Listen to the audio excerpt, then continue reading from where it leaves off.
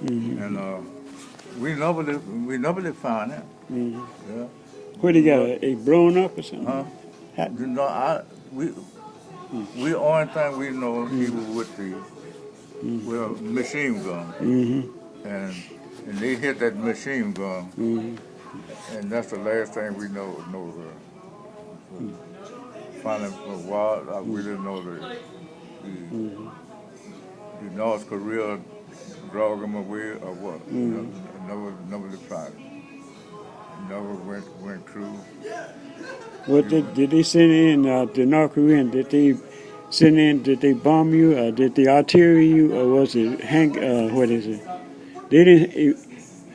Did you receive? No. They questioned my platoon sergeant and the officer. No, you getting to me, only thing the witness they got for me, he was on the machine with the machine gun output. And that was the last thing I seen. You know, you were moving fast. Yeah. That was the last thing I seen of him. And when he must have got out, they asked me for one question on it. And I told him, sir, I said, I told y'all a year ago what I know. So my job was to get the men and that gun out of that position. Right. Yeah. You know, and he said, "Well, okay, Sergeant." I said, I performed my duty. And I got the men out of there. I had to go all the way through. How did I get the men out? Yeah. I said, I told the truck driver to hook that gun up, and the rest of them people go down that road, don't get on that truck. The reason it was good, that was a good target. Right. Yeah. He said, you did that, sir? I said, I was the sergeant. He looked at me. Well, you kind of young for a sergeant. I said, they promoted me. I didn't have no chance. They made me a sergeant. But anyway, that's some of my other cousin. I went to school with, right? We graduated the same day. We never found him. Yeah. He was with the 2nd Division. Yeah. The 2nd Division was over there too. He was stationed in Washington. When the war broke out, that was the first thing they shipped on over. People already close. Only thing they give them some new weapons and some set of draws. So you're on your way, partner. You're on your way. Yeah. I was in Denver. I just finished basic training and was sent up to Fort Belvoir, Virginia, engineering school. The only thing they had, school position they had open, well, they had one. I could have went to a sign painting company, that would be with this. Yeah, the Signal Corps. They take care of all the signs and stuff, and the photography too, Yeah. And I said, no, man, I don't want that. And then the other one, when you graduate from basic training, they give you a list of different. I said, and demolition was the second choice. I didn't know. I said, okay, let me take demolition. So they had a demolition school up there in Fort Belvoir, engineering though.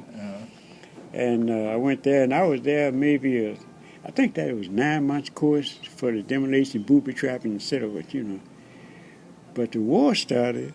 Man, everybody in that class, we wanted to go. That's how we wanted to get overseas. That was our chance, because they said it was just a police action. They said, yeah, they'd probably be over with by the time you guys got, man, I think I was about to, no, it was 2 blacks, but one of the blacks was Air Force. And then there was some Mexican Americans and a couple of whites, So we all joined, we all signed a waiver. I don't know, we signed a waiver. Yeah, you signed a waiver, dropped out of the school, and went there. I got there, and that's when I first met 77 countries. I said, man, shit, I would have been out of my mind if I had, I didn't think about that till a year or so later, I mean, them guys was digging up mines and deactivating, removing that fuel. Uh, shit. But anyway, I don't know. They sent me straight to the front. On my 18th birthday, I've been up there 4 months with 5 more to go. I don't know. The old man up there was looking out for me because. Yeah, I know that I was Yeah, shoot. You see guys dropping all around. Yeah, and on that missing in action, I witnessed a couple of those incidents, probably more, but a lot of times, you just see the exploding when the shell hit and leave that crater. But one time, we had a first lieutenant named Lieutenant Davis. He just got there. He was a West Pointer, too. He was from Chicago area. And he was on the front. Maybe he got there in May, and then he got hit in June. He got killed in June. And he had sent me, we call, whenever you capture a prisoner, then you have to be the one to take him back. Now, that's good because it gives you a chance to get off the hill, right? And you get a chance to get some sea ration, whatever. So then that day, this guy just jumped up in front of me. You know how they surrender. They just jump up, man. I would have shot him, but some kind of way I had my safety on. And then the officer was looking too. Lieutenant Davis. He just, like I said.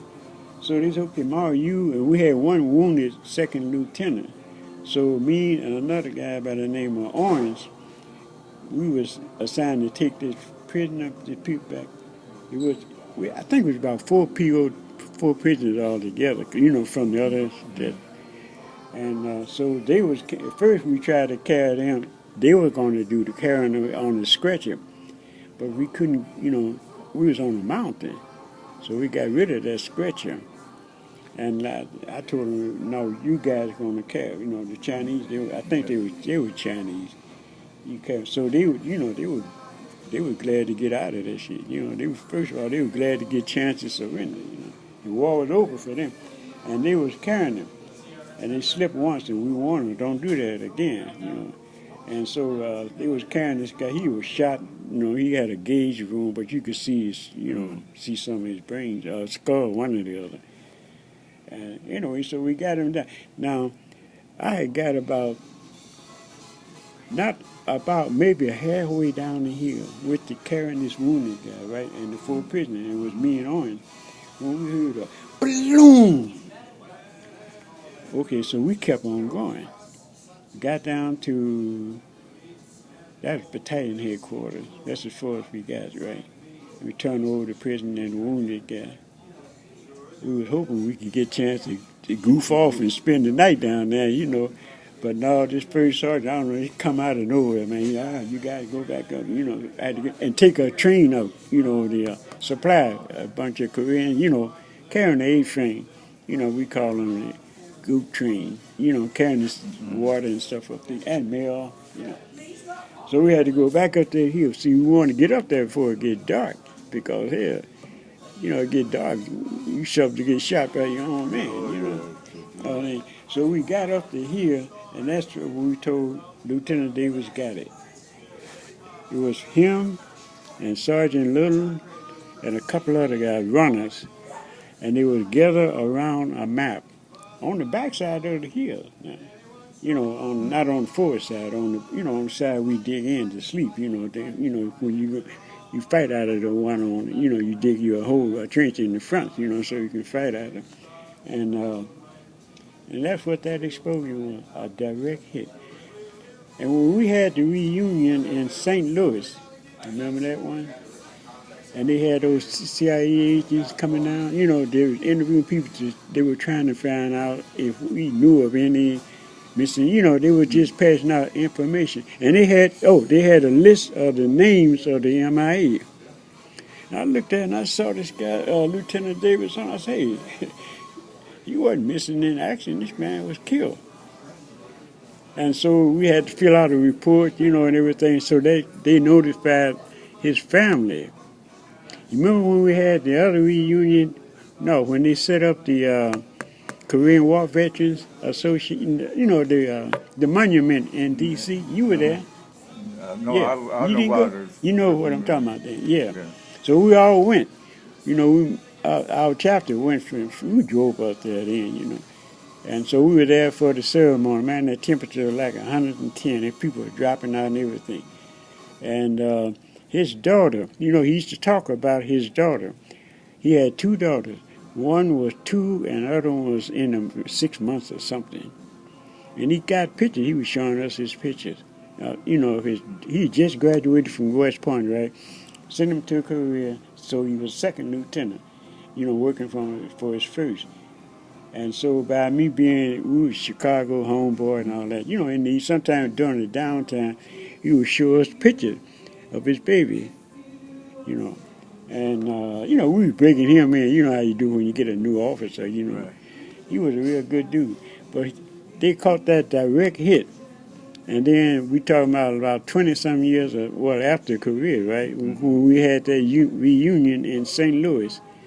And that's when I saw the list of people, soldiers that was missing in action.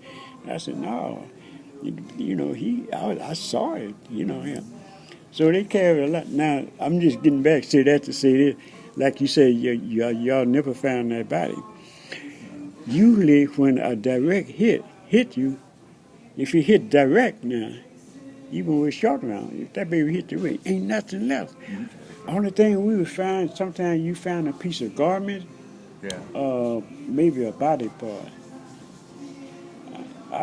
Only thing I've ever noticed that I remember, right, is like a bloody, like a field jacket. So that body is just blown a bit. Yeah, it's gone. And they have them, you know, put them down as MIA. I guess that's the only thing they can do, put them list them as a mission in action, yeah. Look, boy, let's go on down to the Union. Yeah. Let me see if I got that piece of paper there. What they have.